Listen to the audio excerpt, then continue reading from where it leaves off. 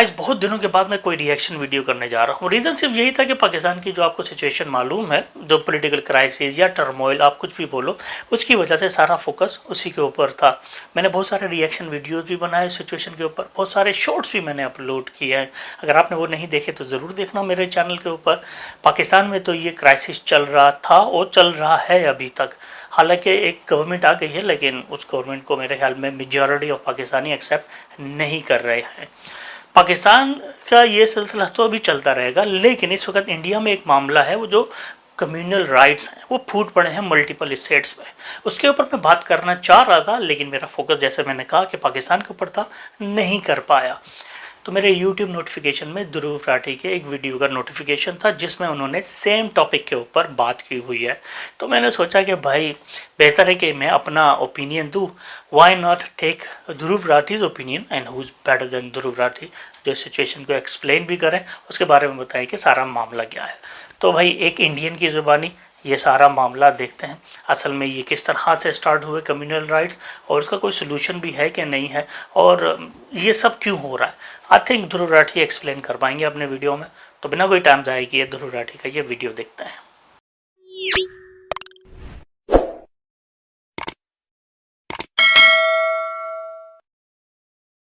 नमस्कार दोस्तों, पिछले 10 दिनों से लगातार पूरे देश भर में कई जगहों से खबरें आ रही हैं रिलीजियस राइट्स की, धर्म के नाम पर हो रहे दंगों की। दिल्ली में जहांगीरपुर, राजस्थान में करौली, मध्य प्रदेश, आंध्र प्रदेश, उत्तराखंड, गुजरात, कर्नाटका। लेकिन ये सब तो सिर्फ अभी के कुछ एग्जाम्पल्स हैं। पिछले कुछ सालों से एक जनरल ट्रेंड सा कहीं ना कहीं दिख रहा है कि देश में धर्म के नाम पर नफरत लोगों के बीच में बढ़ती जा रही है। Minister of state for home affairs Nityanand Rai ने पार्लियामेंट को बताया कि 2016 से लेकर 2020 तक का जो पीरियड था, इनमें 3400 के करीब दंगे देखने को मिले धर्म के नाम पर, कम्युनल स्लैश रिलीजियस राइट्स देखने को मिले। इन सब दंगों में कहीं ना कहीं एक पैटर्न सा दिखने लगा है।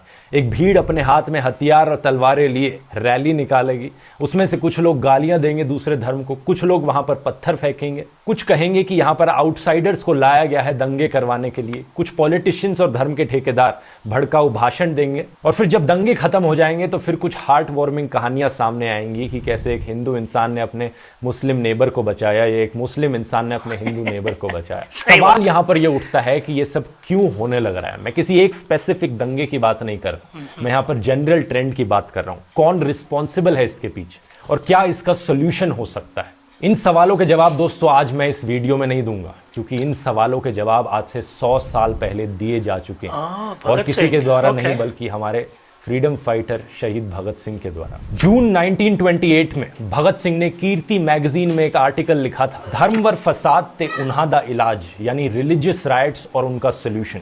भगत सिंह ने डिटेल में एनालिसिस करी थी इसकी, और आप हैरान हो जाएंगे जानकर कि सिचुएशन जो इंडिया में उस समय पर थी आज भी कुछ वैसी ही चल रही है, ज्यादा बदली नहीं। एक एक पॉइंट जिसके बारे में भगत सिंह बात करते हैं वो आज के दिन तक वैलिड है। आइए समझते हैं इस वीडियो में।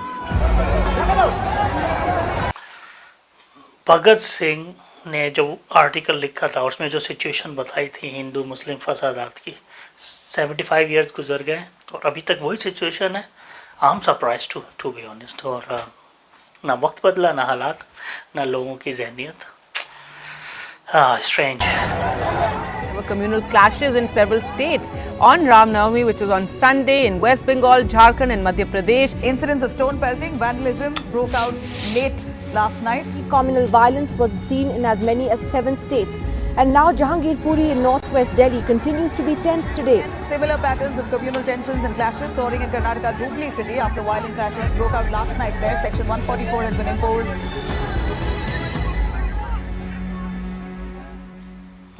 भगत सिंह अपने आर्टिकल की शुरुआत करते हैं ये कहते हुए कि इंडिया की हालत बद से बदतर होती जा रही है।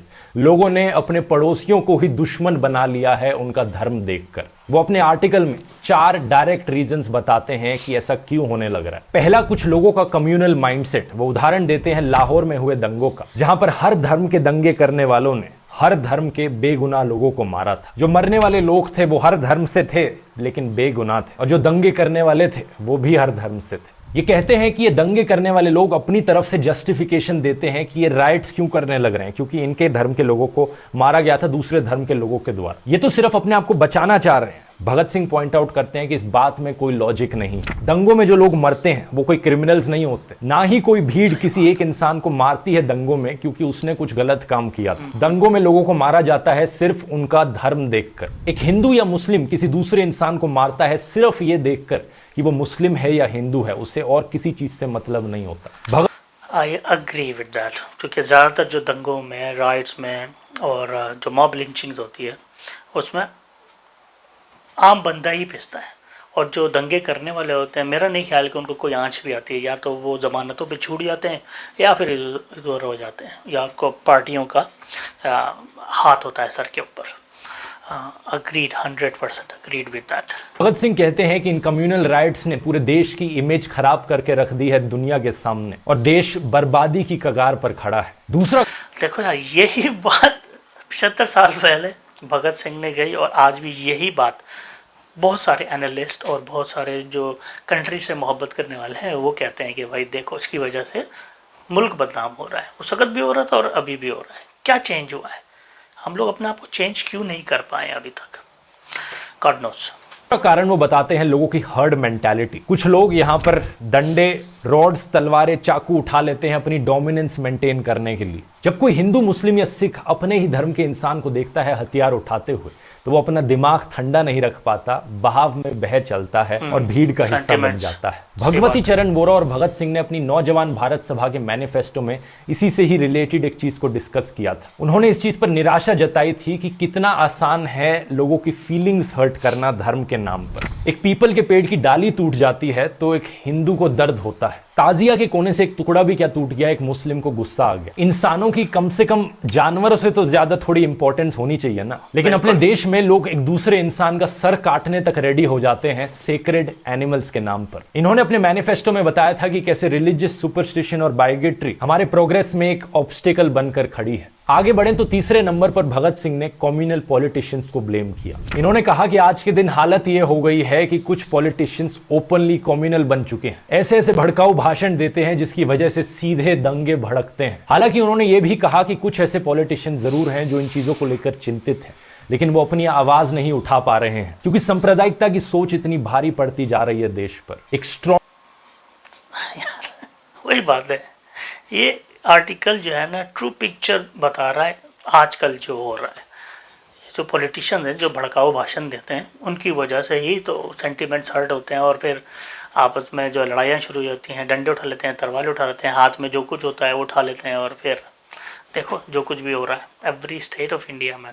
स्ट्रॉन्ग इन्फ्लक्स हो रहा है कम्युनैलिटी का, तो शर्म के मारे उन्हें भी अपने सर झुकाकर रखने पड़ रहे हैं और चुप रहना पड़ रहा है। चौथे नंबर पर भगत सिंह ब्लेम करते हैं मीडिया को। कहते हैं जर्नलिज्म एक टाइम पर रिस्पेक्टेबल प्रोफेशन माना जाता था, लेकिन आज ये कीचड़ के समान बन चुका है। अखबार, अरे यार, ये 75 साल पहले मीडिया को क्रिटिसाइज कर रहे हैं हमारे भगत सिंह साहब, ठीक है। और आज भी मुझ जैसे लोग और आप जैसे लोग मेरे ख्याल में मीडिया को क्रिटिसाइज कर ही रहे हैं, क्योंकि मीडिया का बहुत हाथ होता है किसी भी कम्युनिटी को, ग्रुप को और नंबर ऑफ पीपल को एजुकेट करने में, सही बात बताने में।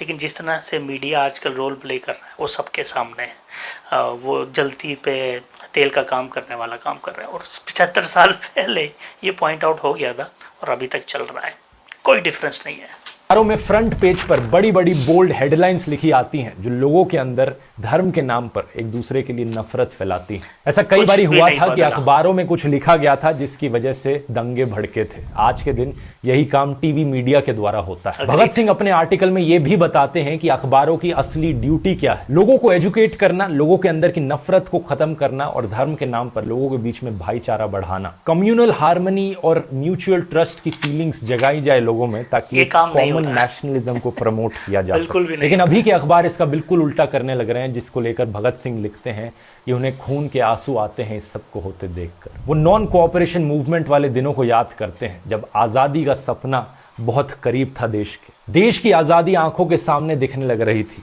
लेकिन आज के दिन आज़ादी अब एक दूर की ख्वाहिश बनकर रह गई है। दंगों की वजह से जो सिस्टम है, जो ब्यूरोक्रेसी है, उसने अपनी जड़ों को और मजबूत बना लिया है। यहाँ पर ये अंग्रेजों को रेफर कर रहे थे, ब्रिटिश राज को। भगत सिंह आगे लिखते हैं कि ये जो कारण बताए ये तो डायरेक्ट रीजन है कम्युनल राइट्स होने के पीछे, लेकिन इन सबसे भी बड़ा एक बुनियादी कारण है कि कम्युनल राइट्स क्यों होने लग रहे हैं देश। और ये कारण बताते हैं इकोनॉमिक फैक्टर्स। यहां पर ये कार्ल मार्क्स को साइट करते हैं, जो कहते हैं कि इकोनॉमिक फैक्टर्स एक्चुअली में सब चीजों के पीछे हैं जो भी दुनिया में होती हैं। इतिहास में अक्सर देखा गया है कि जब लोग भूखे होते हैं, जॉबलेस होते हैं और फ्रस्ट्रेटेड होते हैं, इस फ्रस्ट्रेशन को या तो चैनलाइज किया जा सकता है जिससे आगे जाकर एक रेवोल्यूशन हो, जैसा फ्रेंच रेवोल्यूशन के टाइम पर हुआ था।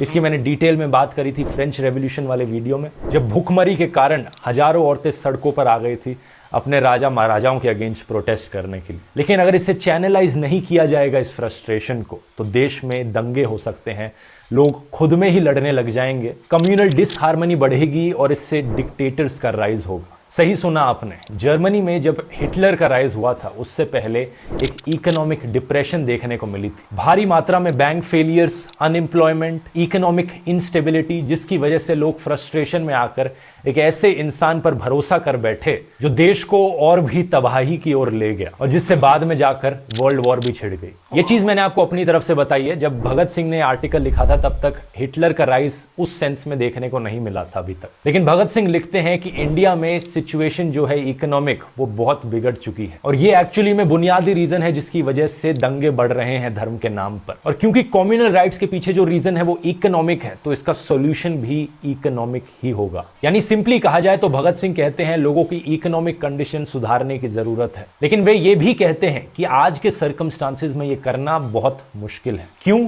क्योंकि सरकार को कोई इंटरेस्ट नहीं है इकोनॉमिक कंडीशन सुधारने में। याद रखिए, ये अपने समय की सरकार की बात कर रहे थे, ब्रिटिश इंडिया गवर्नमेंट की। और एग्जैक्टली इसी रीजन से लोगों को एकजुट होकर सरकार के खिलाफ प्रोटेस्ट करने की जरूरत है, ताकि सरकार यहां पर एक्शन ले या फिर सरकार बदली जाए और इस फॉरेन सरकार को बाहर निकाल कर फेंका जा सके। लेकिन फिर यहां पर एक बड़ा सवाल खड़ा होता है, लोग जब अपने आप से ही लड़ने में इतने बिजी हैं तो कहां से सरकार के खिलाफ लड़ेंगे? उन्हें एक दूसरे से लड़ने से कैसे रोका जा सके? भगत सिंह कहते हैं कि सॉल्यूशन है क्लास कॉन्शियसनेस। लोगों को जागरूक किया जाए। यहाँ पर जो गरीब लेबरर्स हैं और जो किसान हैं उन्हें एहसास दिलाना पड़ेगा कि वो इन भड़काऊ नेताओं के और भड़काऊ धर्म के ठेकेदारों के भाषणों से प्रभावित ना हो और बेवकूफ ना बने। चाहे उनकी रेस कुछ हो, उनका कलर कुछ हो, उनका रिलीजन कुछ हो, चाहे वो किसी भी देश के क्यों ना हो। The poor of the world regardless of race, colour, religion और nation have the same right.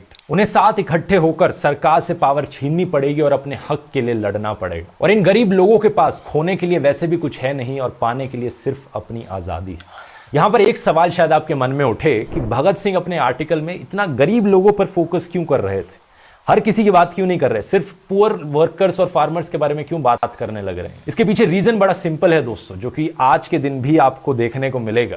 ये जितने भी कम्युनल राइट्स होने लग रहे हैं, जितने भी दंगे होने लग रहे हैं आज के दिन, कहां पर हो रहे हैं? ये ऐसा तो है नहीं कि ये लुटियंस जोन में हो रहे हो। दिल्ली के जहांगीरपुरी जो दिल्ली में एरिया है वो बहुत ही गरीब एरिया है, आसपास काफी स्लम्स हैं उसके। और पिछले कुछ दिनों में जहां जहां ये दंगे देखने को मिले हैं, ज्यादातर वो जगहें हैं जहां पर गरीब लोग रहते हैं और ये गरीब लोग ही इन दंगों के विक्टिम बन रहे हैं। कभी आपने देखा है कि किसी भी रिलीजियस दंगे में कोई हिंदू पॉलिटिशियन और कोई मुस्लिम पॉलिटिशियन खुद तलवार लेकर उतर जाए और ये पॉलिटिशियन, ये नेता लोग एक दूसरे से तलवार लेकर फाइट कर रहे हो? कभी नहीं देखने को मिलेगा आपको। पॉलिटिशियंस छोड़िए, कभी आपने देखा है किसी दंगे में कि कोई हिंदू बिजनेसमैन और मुस्लिम बिजनेसमैन खुद उतर के आ गए हो और डंडे लेकर फाइट करने लग रहे हो? कभी आपको ये देखने को नहीं मिलेगा। कोई भी हिंदू या मुस्लिम जो अपनी ढंग से जॉब कर रहा हो वो भी कभी दंगों में उतर के नहीं आएगा, वो अपनी जॉब में बिजी होता है। ये अनएम्प्लॉयड, बेरोजगार गरीब लोग होते हैं जिनके पास अपनी कोई जॉब नहीं है, अपना कोई बिजनेस नहीं है मोस्टली। क्योंकि भड़काऊ भाषण देने वाले जो नेता हैं, ये जो मीडिया वाले हैं, इनके खुद के बेटा बेटी तो जाकर फॉरेन में मस्त हैं, पढ़ाई करने लग रहे हैं, अपने आराम से सेटल्ड हैं, उन्हें किसी चीज की चिंता नहीं। और ये भी देख लेना कि कौन लोग मारे जाते हैं इन दंगों में, वो भी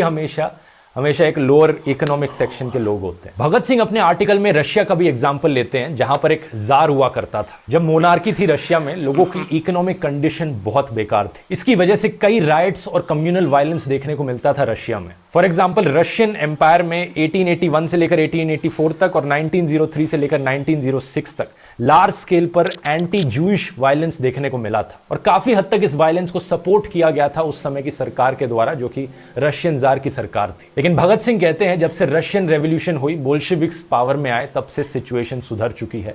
इकोनॉमिक कंडीशन लोगों की बेटर हो गई है, लोगों के पास नौकरियां हैं, हर इंसान को इंसान की तरह देखा जाता है, उन्हें जूइश या क्रिश्चियन या उनकी रिलीजियस आइडेंटिटीज की तरह नहीं देखा जाता। और क्योंकि लोग जागरूक हैं तो अब कोई रिलीजियस राइट्स नहीं देखने को मिलते रशिया में, वो अपने समय की बात करने लग रहे हैं। फिर एक similar positive example Bhagat Singh India का भी देते हैं, कैलकाटा का। कैलकाटा में दंगे हुए थे हिंदू मुस्लिम को लेकर, लेकिन उन हिंदू मुस्लिम दंगों में ट्रेड यूनियन के मेंबर्स ने पार्टिसिपेट नहीं किया था। फैक्ट्री में काम करने वाले जो हिंदूज और मुस्लिम्स थे वो अपना काम कर रहे थे, वो दंगों में पार्टिसिपेट नहीं कर रहे थे, वो खुश थे एक दूसरे के साथ काम करके। ऐसा इसलिए हुआ भगत सिंह के अकॉर्डिंग क्योंकि उन ट्रेड यूनियन वर्कर्स के अंदर क्लास कॉन्शियसनेस थी, वो साथ में एकजुट खड़े थे और अपने ग्रुप के इंटरेस्ट को समझते थे। उनकी राय में एक बहुत ही सुंदर एग्जाम्पल था कि क्लास कॉन्शियसनेस कैसे कम्युनल वायलेंस को होने से रोक सकती है। फाइनली अपने आर्टिकल के आखिर में भगत सिंह लिखते हैं कि कैसे इंडिया के यूथ से उन्हें बड़ी उम्मीद है। इंडिया का यूथ कम्युनल और नफरत से दूर जा रहा है। काफी यंग लोग ओपन है अपने आउटलुक में, वो अपने आप को हिंदू मुस्लिम सिख की तरह नहीं देखते